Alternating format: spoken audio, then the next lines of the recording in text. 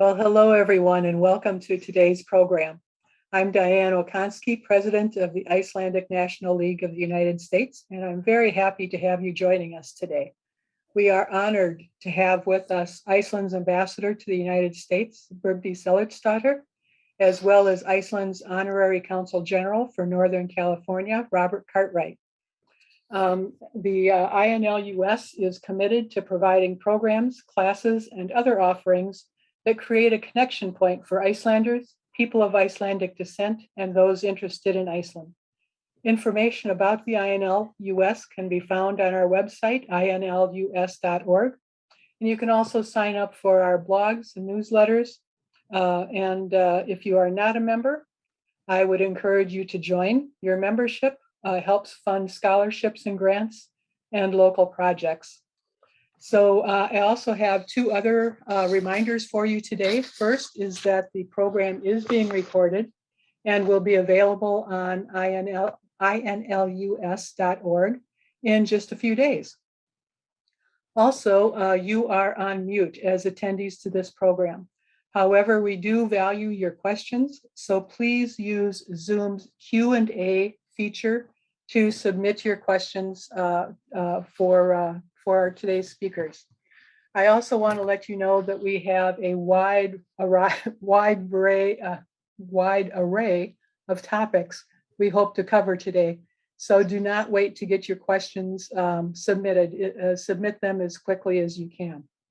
So Robert Cartwright is going to introduce the ambassador, but let me tell you a little bit about him. He has been the Honorary Consul General to Northern California for many years and is the founder of the Cartwright Law Firm in San Francisco. However, once you start reading his bio, it also talks about his athletic adventures that he's accomplished over the years, including trekking through the Himalayas. So, Robert, it sounds like we could have quite a few stories from you if we choose to sign you up. So welcome, Rob, and a special welcome to Ambassador Ellertsdottir.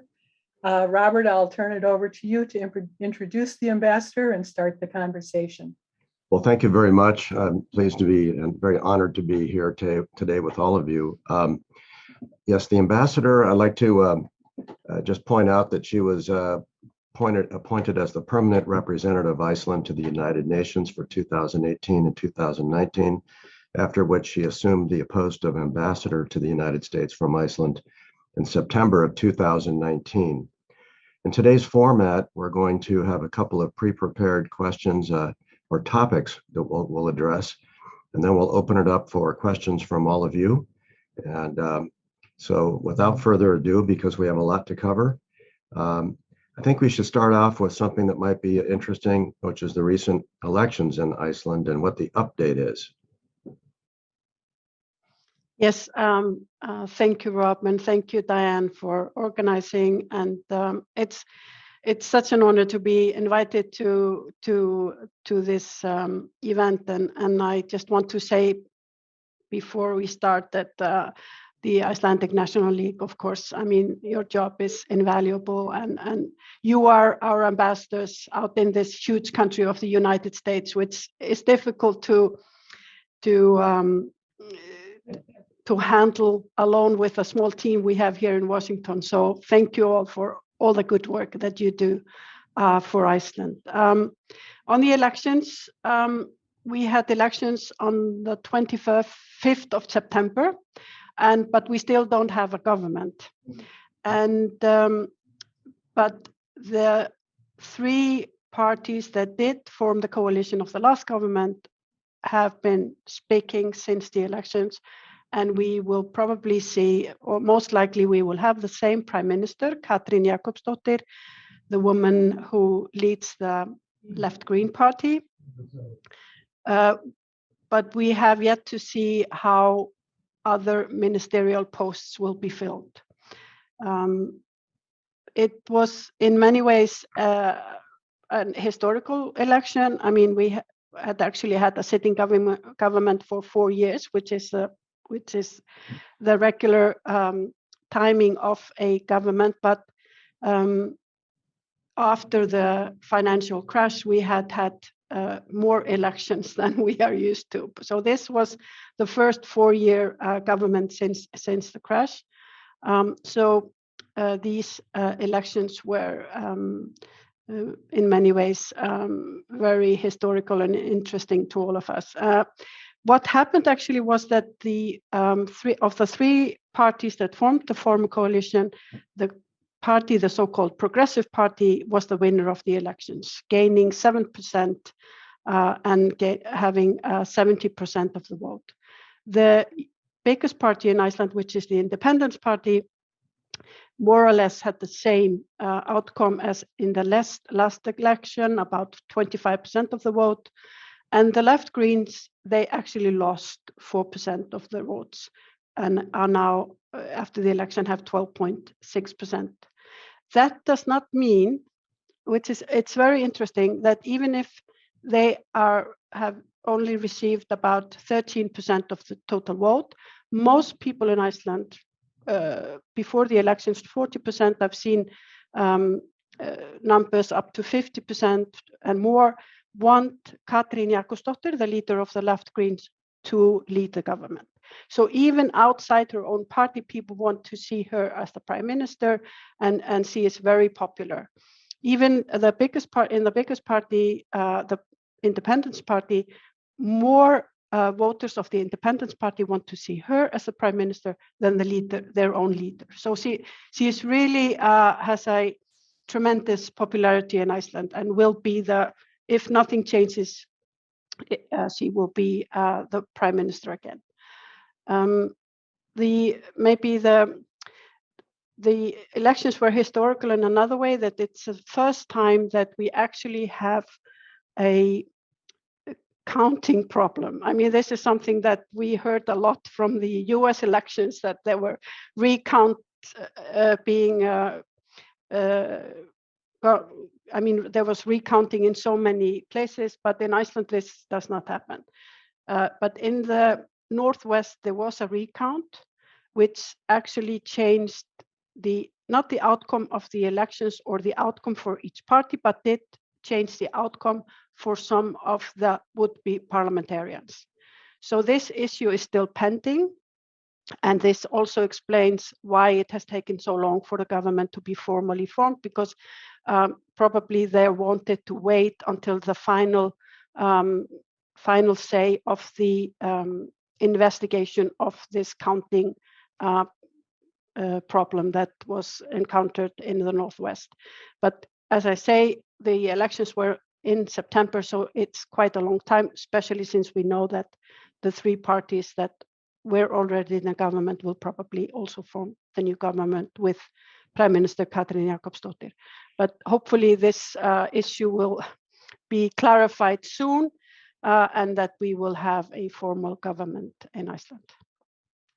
So it's interesting what's happening. And do you have any either personal views or in your capacity as the ambassador from Iceland to the United States as to what the significance of the recent election is, either in terms of where we've come from or where we're going in the next few years? If I speak personally, civil servants, if you work for the government, stability is very good, because then, it takes time for you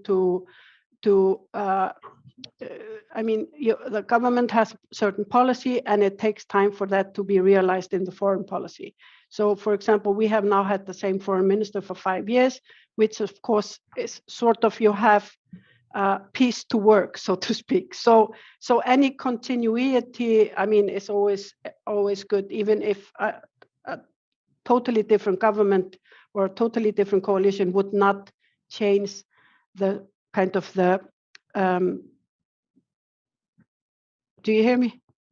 Yeah, we can hear you. Okay, because sometimes there's a woman in my ear saying how much battery I have left in my headphones. Anyway, but the foreign policy of Iceland, would not change whatever. The groundstones in our foreign policy would stay the same. It's maybe some of the priorities or some particular issues that would be stressed, but the groundwork is there and it will not change. And that goes for the very importance of the US-Iceland relations, for example. Let me then switch topics to what your views would be on the change in the administration in the United States and how it might affect any of the affairs in Iceland or the relationship between the two countries.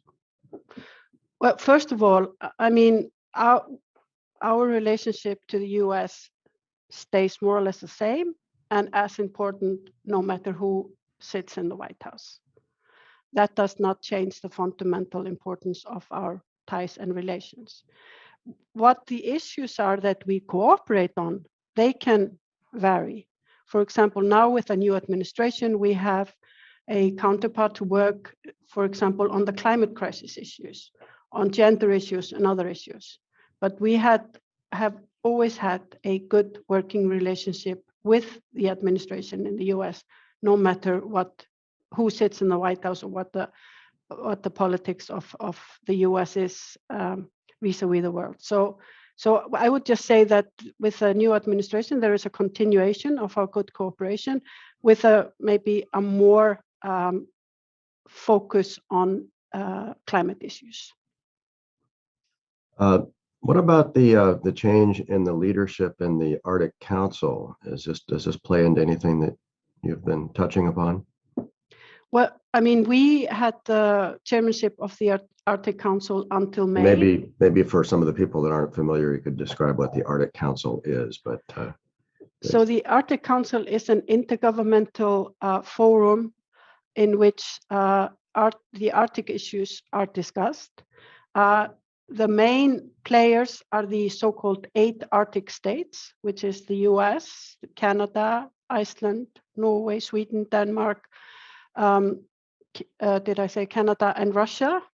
I think I left one of the Nordic states out here, but it's all the Nordic states, Canada, the US, and Russia. So that makes 8. But then there's also observers, and there's also representation from the indigenous peoples in the area. And this is a forum where people come and discuss the issues of the Arctic, which are of environmental issues, but it's also economic. It's a lot of science-based issues that are being discussed. I mean, when we had the chairmanship, we were very much focusing on the oceans.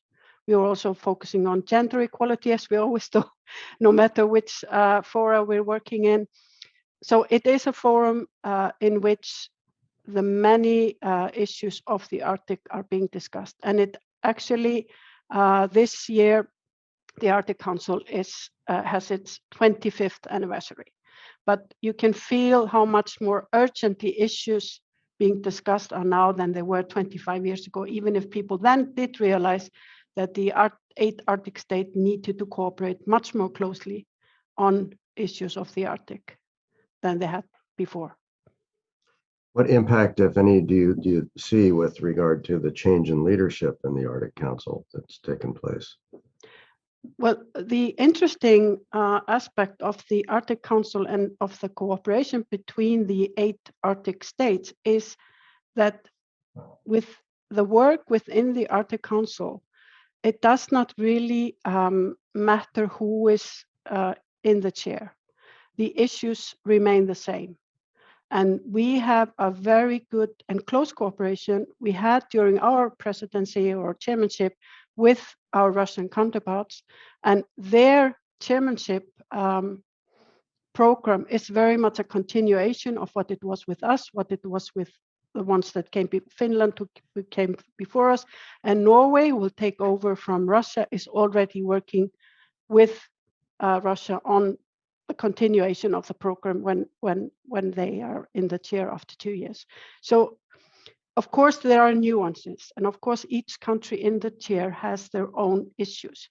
Like we were very much stressing the issue of the oceans, but all in all, it's a forum, the Arctic Council, in which issues of other like, for example, of security issues or issues of any political problems or something that could be between two countries or three or more in the council does not affect the work of the council. And that is the brilliance of this forum, I would say. I'm sure that global warming issues are probably something that gets discussed in that forum, and we'll touch on that topic in a minute or two.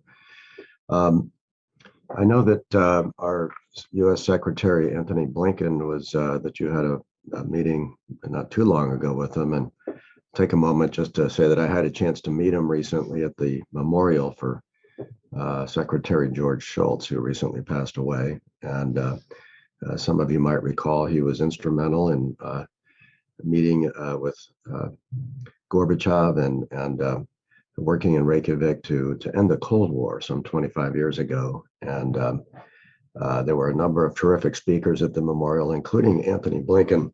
And I just found him to be an incredibly talented and really a brilliant guy who has quite a resume. So I was wondering about what your impressions were and how that meeting went. Yeah, thank you, Rob. And actually, I was just doing the maths, which I'm not really good at, but it seems that this year it's 35 years since the Reagan-Gorbachev meeting. That makes me feel really old. Yeah, I'm sorry for that. But anyway, it was a milestone. And actually, I find that talking about milestones, that this meeting 35 years ago in Reykjavik really put Iceland on the map.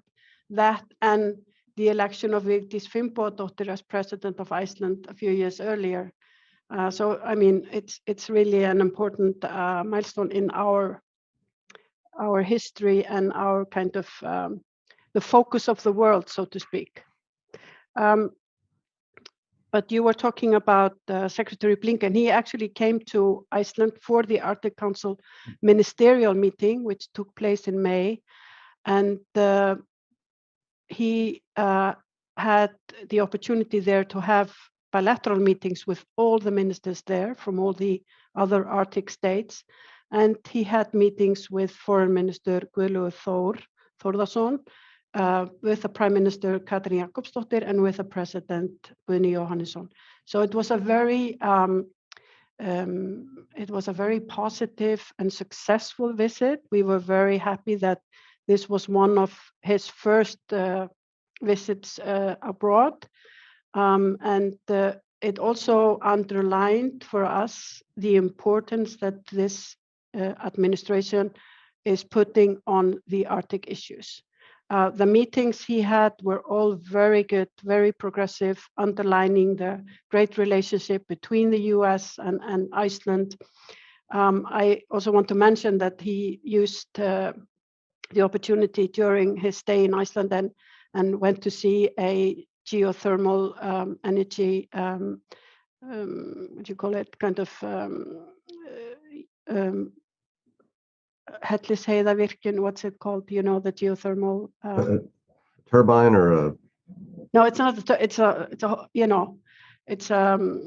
well, whatever. It's like a power where plant? there is geothermal energy is being harnessed close to Reykjavik, and where we also have a recent development which has been very long in developing, but it's the carbon capture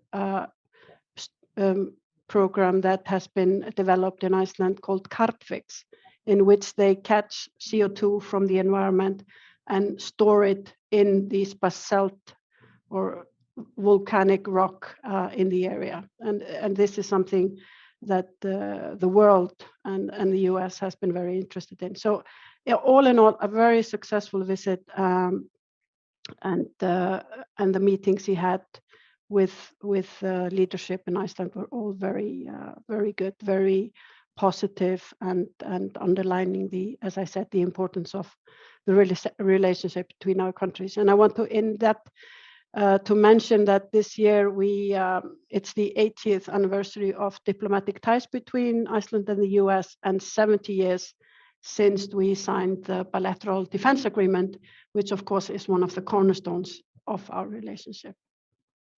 So it sounds like it was an interesting sort of get to know each other and find out where we both are and to learn about each other.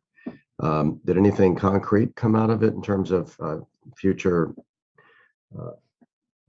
developments or things that we might work together on, or projects that would be mutual, anything of that nature?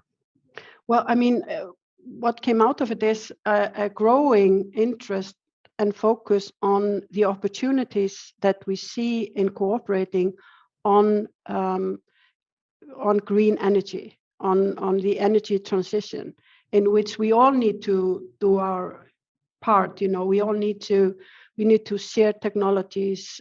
We need to have investments. So I would say that was something that concretely came out of this. We are also, I mean, we are having many, I mean, regular meetings with the US administration. We are having soon a meeting, a so-called economic dialogue, in which we will have experts and people coming from Iceland to sit down with their colleagues from the State Department and other departments to discuss issues of mutual interest to both countries. We have the strategic dialogue each year. We have discussions with USTR on trade-related issues and so on and so forth. So I would say that we are actually we do have a very close knit relationship with the US in many different areas. So in that regard, is Iceland participating or in the COP26 in Glasgow regarding these issues you've touched upon regarding climate and so forth? Yes, I mean, Katrín Jakobsdóttir, the Prime Minister, led the delegation to COP26 in Glasgow. The high-level meetings took place last week, and now it's more kind of more of a working conference now. There was a meeting of the leaders, and I understand that she did have a short conversation with President Biden during that meeting. We, of course, went to Glasgow with commitments. We have decided to go beyond our Paris commitments. I think we have a very ambitious plan when it comes to fighting climate change and the greening of our energy and industry. I mean, we have decided that by 2040 we would be carbon neutral. We have also aimed long in cooperation with Norway and the European Union to cut carbon by 55% by 2030. And we have also been steadily increasing our contributions to climate-related development cooperation, which is very important because this is not just happening in Iceland or in any one country. This is a global problem, and we all need to assist each other to reach the aims that we have set ourselves. We aim to be fossil fuel free by 2050. As you know, I mean, the starting point in Iceland is quite good because we have the heating of houses and electricity all being produced with geothermal or hydro. So there we are almost 100% carbon free. But the sectors we are looking at and where we are aiming at reducing carbon is in the transport sector and also in the marine sector. So the fishing fleet is still, we have to work on that. But the aim is that we will be increasing the percentage of renewable energy within the road transportation sector by 40%, and within the marine sector by 10% in the next decade. So yeah, we are quite ambitious. I was looking through something and I saw somewhere that there is something called the Green Future Index of countries for 2021, and Iceland actually topped the list. And I of course, much of this is because, as I said, we already have the heating and the electricity from green sources, if you can call them so. So what was the approximate size, if you know, of the delegation we sent over there? Was it a fairly good group of people, or was it just a single representative? How did that work? Well, that is, of course, one of the criticism of Glasgow, that, just the carbon footprint of all the delegations that went, and some of them with private jets and what have you. We actually had a considerable delegation. We probably had we had 3 ministers, the Prime Minister, the Environment Minister, and the Minister for Energy, and then of course some government officials, and then we also had representation from the private sector.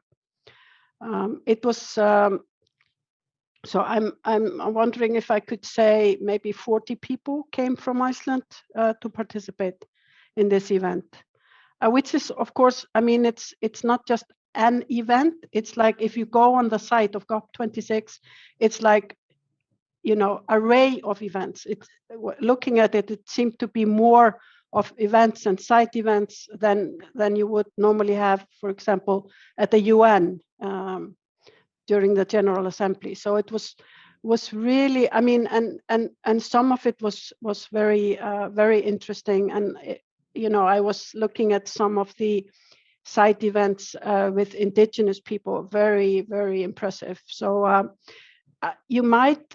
I think it's easy to criticize something like that, but I have the feeling that this was really important, and that the urgency of the climate crisis was being much more felt in Glasgow, I think, than in previous events. I was not there, but that's my feeling from just trying to follow what's has been going on there. It just seems to me that Iceland has a lot to offer in terms of our development of alternative energy, green energy, and the deep well drilling that we can do, and various turbines and so forth that produce tremendous amounts of electricity. So hopefully hopefully something comes of that most recent meeting. So I know that I was reading about recently this new idea of carbon capture technology, and I don't know what you know about it, but something about turning carbon into stone by pumping it down somehow. What's really going on with that, or what realistically is happening with that in Iceland, to your knowledge, and are we bringing in international investment into that sort of thing, or is it purely being undertaken by local companies? What's happening with that? As I mentioned earlier, this company Carbfix has really made the international news. And I can almost not, I use Twitter a lot. I don't know if you do, but you have every day there's something new on Carbfix. They're on all the big media. They're really kind of in focus right now with this revolutionary method of catching CO2 from the atmosphere and then storing it in these, or capturing it and pumping it into these volcanic stones. And as I understand, the investors are lining up. They are really growing, and there is a lot of focus and interest in this methodology. And they have also, for example, they have mapped out the US and seen where in the United States particular rock formation that would be usable in this method. And they have been participating in all sorts of events and development cooperation in the United States and elsewhere. So this is something that has really caught the eye of the internationally. So yes, so this is a real method. This is realistic, and it can be used not just in Iceland but elsewhere, even in California. I think that they're one of the issues that they need to use water for this method. So now a method is being developed to use salt water for this, not just, groundwater. So that would make it really realistic, for example, in California. But I'm not the expert. I think I'm already beyond what I know about the method. But what I can say is that it really has caught the eye internationally. Well, it is really exciting because we know that year after year, a lot of promises get made about dates 20, 30 years out in the future about when we're going to be carbon neutral. And of course, the numbers as to what that means are constantly floating and sort of ephemeral in terms of what they really mean. But the idea of being able to capture CO2 and remove it from the atmosphere is certainly, if it were viable economically and technologically, it just seems it could really be potentially the answer to the bigger problem here, and shorten that time that before we get there, before we have too many more degrees of temperature rise here. So that's all very exciting stuff. And is the research and development of this primarily being done in Iceland, or is it being done elsewhere? Well, I mean, I think originally this is a scientific cooperation between U.S. universities and Iceland. I mean, I think a lot of people have come to the table. I mean, it's not just like something that has been developed wholly in Iceland. But I would suggest that you get someone from Carpfix for one of the next meetings to explain the origin of it, because I think that's really interesting, because it has U.S. ties and how they see the future, because I think this is something that is really interesting for the wider audience. So I think I cut myself out of the snare there. Sorry. So how are things coming along with COVID? I know that we're seeing a rise in Europe, just a recent sort of surge of the Delta variant in Europe, just as things are starting to open up, and we're opening up our country here in the United States, all of which is a little bit unsettling. But what's been the experience with Iceland, and where are we now in terms of COVID?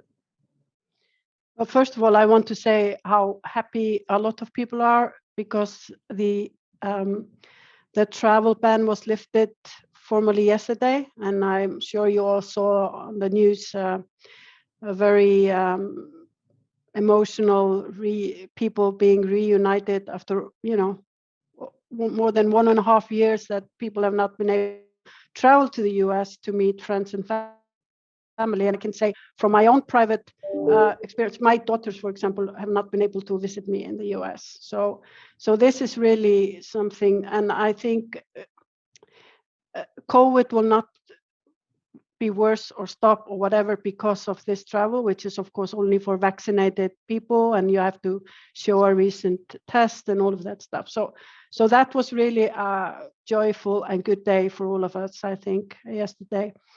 On COVID, you rightly say that there is a surge in Europe, and yes, we have at least 80% of people are vaccinated, but it does not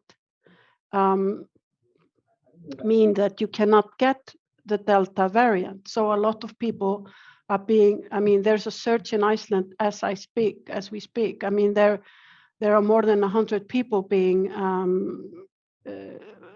have the Delta variant each day. These people are not ill. People are not being hospitalized, but there are very strict rules on you have to quarantine, and all the people you've met in the last few days have to be tested and all of that stuff. So this is really, I think, kind of stage 2 in this pandemic. I mean, there have been a lot of stages, but I think there is the vaccination, and then despite the vaccination, we have the Delta variant or other variants. And we have to find, I think, some way to live with this, because we cannot stop the society and everything, our economic activities and everything, or travel between countries because of that. So we have to somehow, a lot of testing has seemed to be a good way. For example, the Arctic Circle took place in person in Reykjavik last month with, I think, about 2,000 participants from all over the world, and they had testing on site.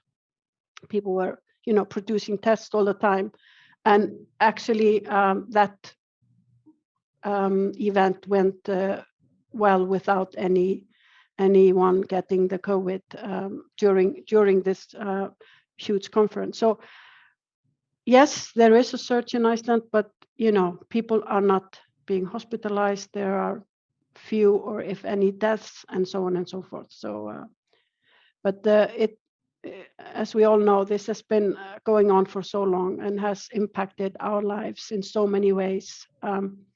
So I think hopefully we will see the end of this, but until then, I think we have to try to find a way to live with it somehow. I think I saw just in the last couple of weeks that they were reducing the maximum gathering size from 2,000 down to 500. Yes. I don't know how long that's projected to last, but do we know what percentage of the population has been vaccinated at this point? Yeah, about 80%. Okay. So the people who are not vaccinated are mostly the younger people. As here in the US, this is of course being looked into. We saw here that now the 5 to 12 can't be vaccinated. So this is also the same development in Iceland, that the vaccination is being offered to younger generations. That should really help. I would imagine that the death rate has to be quite low at this point with so many people vaccinated. Yeah. All right. What about tourism? I know how this ties into COVID, but it seemed like there was still quite a bit of tourism going on this last year. I know last year was in 20 was tough, but this year in 21, it seems to have really picked up. And what is the forecast for, say, 22 in terms of tourism and how that interrelates with the economy and employment and so forth? Yes, I mean, before COVID, tourism had become the biggest or the most important industry in Iceland. And I think just in between 2017 and 2020 or 21 or something, the tourism from the US surged. I think it was like 400% or something. So the biggest group of tourists was from the United States. Of course, COVID changed this, and this was economically really difficult for Iceland. But we are, already getting out of these economic difficulties. There was, of course, a lot of the government had a lot of measures to kind of make the economic crash lighter and help companies to survive the COVID and so on and so forth. But we did open our border to vaccinated US citizens in the spring, and we have had a lot of US tourists to Iceland. My husband is in Reykjavik right now, and he said that in the center of Reykjavik, there are so many US tourists, you hear, American on each corner everywhere. And that is really positive for our economy. And US tourists are a very important aspect of our economy and tourism. So this is really a good development. And the forecasts for the summer are amazing. I mean, the predictions are that the tourists will be, reaching even 1 million. So the forecast is quite positive, economically speaking, at least for the summer. So I mean, we have really not been close to tourists for that long. I mean, it's not like the travel ban to the US. People have for a long time been able to travel to Iceland if vaccinated. So which has been very important for the economy. So I know that it definitely impacted the employment situation with tourism down. And I think in 2019, there were something like 930,000 tourists. And So this year, I would imagine that a lot of those jobs have come back, and with a record year next year, would you anticipate that people will be pretty much fully employed again? Yes. Okay. I would say that. I last summer people were a bit struggling to get the people, because the number of tourists surprised the tourism industry in Iceland. So I was, for example, I went to a hotel and they were like, "Oh my God, we're so sorry, but we are so short-staffed," and so it took some time to get the people back. But I think we are fully operational now, but a lot of people in the tourist sector were people who actually came from abroad to work in the sector. I mean, anyone traveling to Iceland has noticed that a lot of the people who are working in the hotels and the restaurants and so on and so forth are people from other countries, not Icelanders. So it's actually has become too big for us to man in a way. So there is a lot of people, especially from Europe, a lot of people who come and work in the tourism business in Iceland. Right. This will be my final question to you before I open it up to anybody else. But so I've been at this for 25 years as the honorary consul here. And over the years, we've had a number of delegations come from Iceland to meet, particularly here in Northern California, where we have a lot of high tech and biotech, as well as some geothermal development and alternative energy concerns. And that's just kind of come to a halt this past 2 years. Do you know whether there are plans in the works to begin reinvigorating the interplay between companies that are in this new industry and new area, both in Iceland and in California, and working cooperatively in some way? Definitely. I mean, this is one of the issues we are looking into, and along with my colleague Nick Hannigan in New York, who is the general counsel and trade representative there, we are looking into this year to see about delegations, be it on trade or otherwise. And Rob, we will be stay close to your phone. We will be asking for your assistance to plan trips to your part of the world to, as you said, invigorate those ties that are already there. I'm always happy to help. So I don't have any further topics on my mind, but happy to open it up. I'm not seeing any questions in the chat. And so unless either of you, Doug or Diane, have any, or David, have some things you'd like to go into a little bit more detail on, or some other areas we haven't touched on, now's your time. Please feel free. There has been a question or two that have come into my chat box. So Ambassador, would you be able to just tell us briefly what the structure is of the government in Iceland? You have a president and a premier, or a prime minister. There's the judicial section of the government. How are those chosen? What is the interaction between the prime minister and the president versus laws, and how does the parliament work with each of those? It's good to have a simple question. Yes, very, very short. It's kind of yes or no. Exactly. Should we start at 900 years ago, or? Exactly. No, I mean,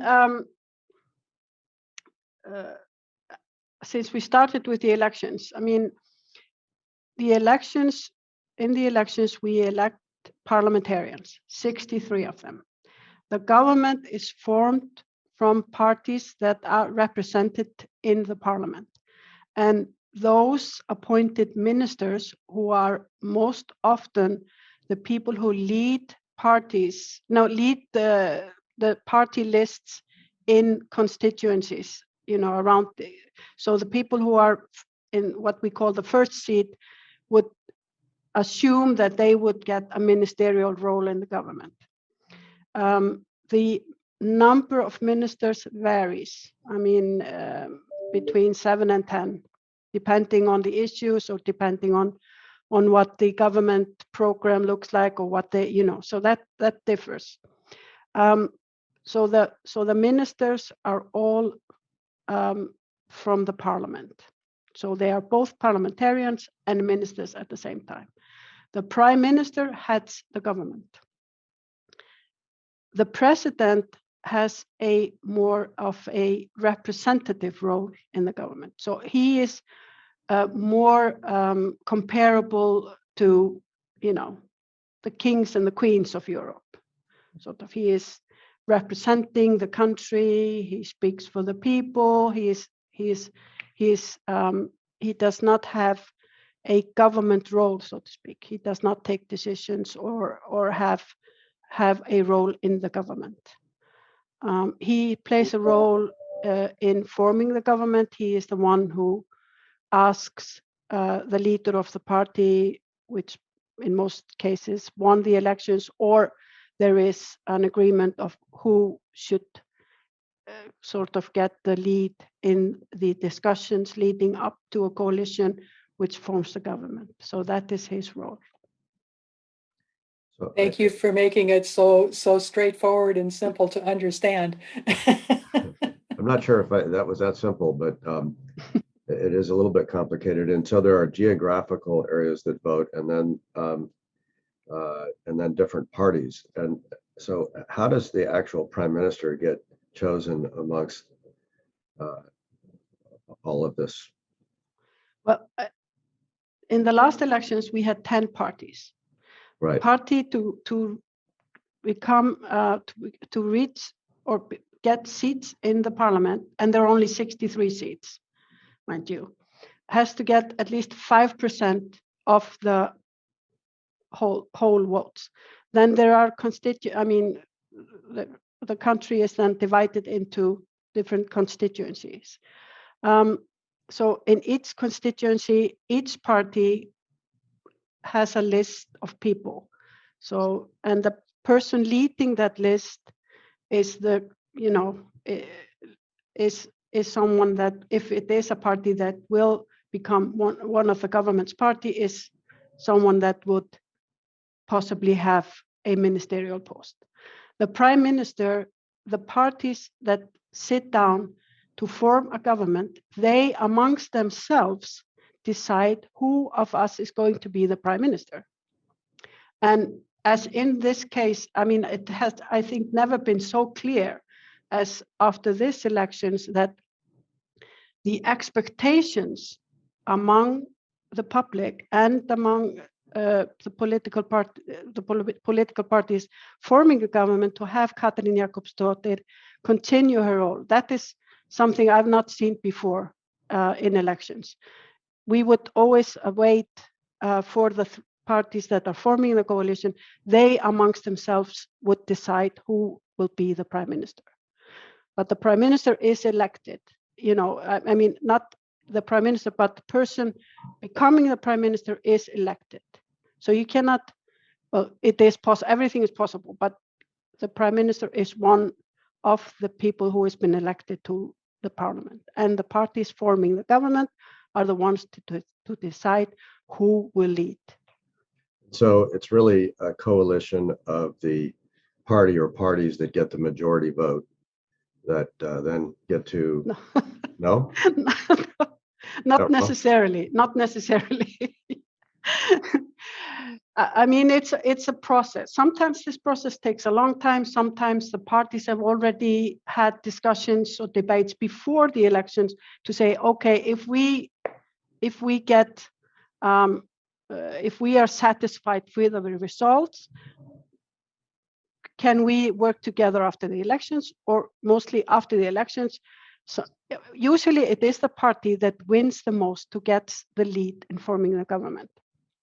So it might not be the biggest party, but the party that has gained most of the votes in the elections. But in Iceland, because you always have to have a coalition of 2 to 4 parties in order to form a government, because you need to have a majority in the parliament in order to be able to work on issue, to be able to, have success. We've seen it here, in Congress and Senate. I mean, if you don't have a majority, it's very difficult to get things through. So the coalition is mostly formed so as that the parties forming the government will have a majority vote in the parliament. Well, I still have trouble explaining the government to people who ask me. So almost 25 years. So, but it is very interesting. So, are there any other questions that we have in the chat? Yes, I have one more. And that is, what type of interactions do you have with your counterpart at the U.S. Embassy in Iceland? Is there a great deal of interaction, or do you operate fairly independently? Well, I mean, we do have interaction. I mean, their role is to interact with the government in Iceland. So they interact mostly with the Ministry of Foreign Affairs and other ministries, of course. And we interact with the US administration. And then, the Foreign Ministry of Iceland interacts with us, and the Embassy of the US interacts with their State Department. But of course, we have collaborations. There are issues like now we are preparing a meeting of the economic dialogue, and then we all sit together, the US Embassy in Reykjavik, we, the State Department, and the Foreign Ministry. But it really depends on people and issues. I mean, we are not really, there is no formal threat between the two, but we have a good cooperation with them. So unless there are any other questions, I just wanted to say that before we conclude, are there some things that we haven't touched on that you would like to address or mention today as to what you're doing? I think we've covered quite a lot, but I just want to reiterate how important the work of the Icelandic National League is, and of people who are kind of carrying the name and the tradition of Iceland, throughout the US. And I just want to say how much I appreciate that, and the opportunity to come here and speak and to interact with people who are interested in Icelandic issues. And now the pandemic is sort of behind us. I hope I will have the opportunity to travel more and meet people around the country. Well, thanks very much. And on that note, how are you enjoying your stay here and your post as ambassador? It's great. It's such a, I find that it's such a privilege to be ambassador of Iceland to the United States. We are always everywhere. It doesn't matter who I speak to. I mean, we are so positively received. People are so interested in Iceland, and I never meet anyone who is not going to go next summer, was there last summer, their sons or daughters, aunts or friends. I mean, the interest in Iceland is just overwhelming in a way, and that makes my work and all of us here in the embassy so much easier, because it just 20-30 years ago, and you would know this, Rob, you would have to start to explain what Iceland is and where it is and what. Now you don't need to. Most people know more about it than I do. So I mean, it's just it's a joy and a privilege. Yeah, I remember 25 years ago when I started, I would say I'm representing Iceland, and people are like, well, where's that? And what do they do there? And Exactly. they're freezing there, and people knew nothing about it. And now it's just everyone knows about Iceland, and they seem to be excited to go, or they've already been there and want to go back. And just the enthusiasm and respect for Iceland is incredible to see, and it's been very gratifying in the role that I played here to see that, and the terrific job that Iceland has done in promoting tourism and building infrastructure and so forth, and really getting the economy going has been something remarkable. A tribute to the Icelandic people and to the nation. Anyway, we appreciate your participation today, and I am again honored to have been invited to participate as well. And unless there's some closing comments you'd like to make, Diane or anybody? Yes. I just want to say thank you to both of you for making time today to talk with us and to be part of our webinar series. This has been really informational and very interesting. But before we go, I would like to announce our next program, which will be on Monday, November 29th at 11 a.m. Eastern time. So if you're on the Pacific Coast, it's an early webinar.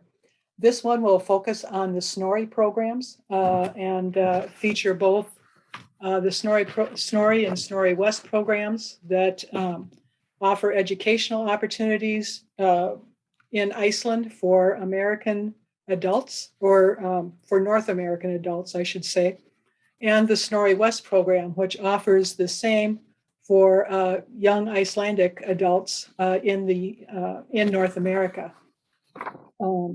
So we want to make sure that you have an opportunity to participate and get your questions answered. The applications for the SNORI programs are due in January. So again, this is going to be Monday, November 29th. Tune in, get your questions answered so that you can fill out your applications and get them in on time. But once again, thank you, Ambassador Ellertsdottir and Rob. We appreciate, again, your participation. And thank you so much for all who have tuned in today. We really appreciate your participation as well. Goodbye. Bye. Thank you.